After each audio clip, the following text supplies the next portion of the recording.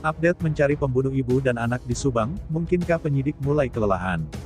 Ini saran pakar telematika Roy Suryo agar pelaku bisa ditangkap.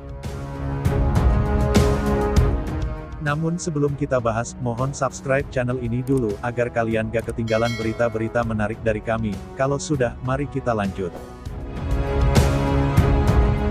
Update mencari pembunuh ibu dan anak di Subang, mungkinkah penyidik mulai kelelahan? Sebab kasus pembunuhan ini belum terungkap.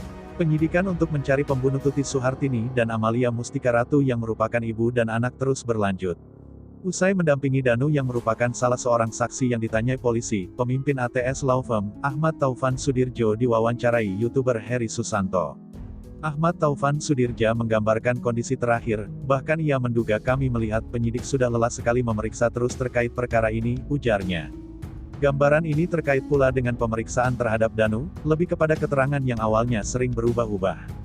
Namun ketika ditanyai polisi pada 28 dan tanggal 29 Oktober tahun 2021, Ahmad Taufan Sudirja mengatakan bahwa Danu sudah konsisten dengan jawabannya.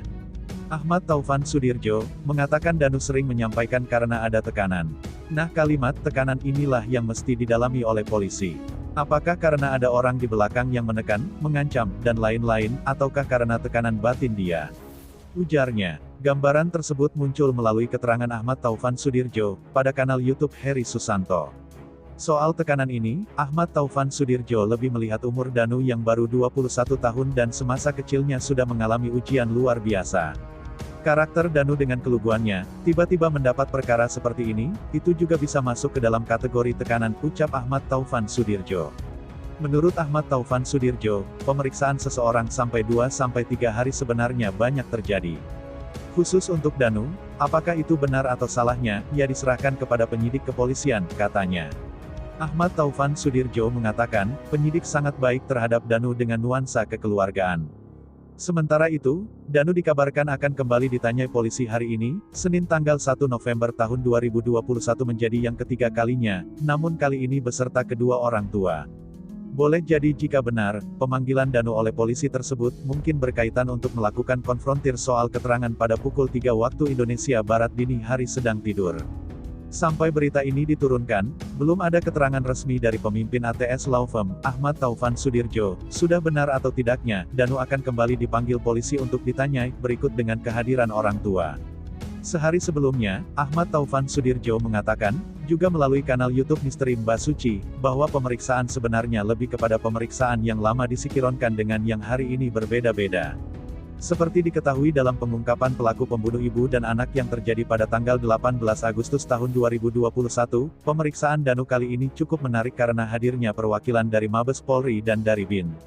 Di sisi lain, berlarutnya pengungkapan kasus pembunuh ibu dan anak di Subang, Jawa Barat mendorong pakar telematika dan informatika Roy Suryo angkat bicara. Dalam wawancara khusus dengan Des Jabar melalui smartphone-nya Minggu tanggal 31 Oktober tahun 2021, Roy Suryo mengatakan, di balik apresiasi kepada aparat dan para ahli yang telah dilibatkan dalam pengungkapan kasus pembunuh ibu dan anak di Subang, dirinya mengaku merasa gemas. Gemes juga kenapa kasus pembunuhan yang jasadnya dimasukkan dalam Alphard itu belum kelar-kelar juga. Padahal sudah hampir 3 bulan, ujarnya. Roy Suryo memaklumi soal kendala yang dihadapi kepolisian sehingga mengakibatkan berlarutnya kasus pembunuh ibu dan anak di Subang, yakni tidak adanya saksi langsung dan rekaman CCTV yang biasanya dapat membantu mempercepat penyidikan. Kebetulan posisi rumah dan carport mobil berada di lokasi yang sekelilingnya tidak banyak CCTV lain yang bisa digunakan untuk mendukungnya, ujar Roy Suryo. Namun begitu, mantan Menpora di era Presiden SBY ini mengungkapkan, pembunuhan umumnya terjadi karena ada modus dan keterlibatan orang dekat atau inner circle keluarga korban. Apalagi jika terdapat indikasi konflik internal atau masalah pribadi masing-masing pihak. Entah itu antara suami dengan istri, dengan saudara, mantan suami, mantan istri dan sebagainya, tutur Roy Suryo seraya menjelaskan apa yang dikatakannya itu tidak bermaksud menjustifikasi. Agar kasus pembunuh ibu dan anak di Subang cepat terungkap dan pelaku bisa ditangkap, Roy Suryo menyarankan agar lebih memaksimalkan lagi teknologi yang ada. Misalnya pembacaan CDRI, Call Data Record Information, dari nama-nama yang saya sebut di atas. Saat dan pasca kejadian, dengan tentang waktu seminggu bahkan sebulan sebelum dan sesudahnya, saran Roy Suryo.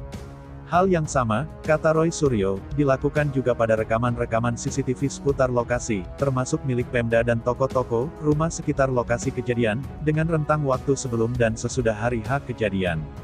Cermati apakah ada tanda-tanda mencurigakan, anomali dari orang-orang, mobil-mobil, kendaraan-kendaraan yang frekuensi munculnya lebih dari sekali, ujarnya.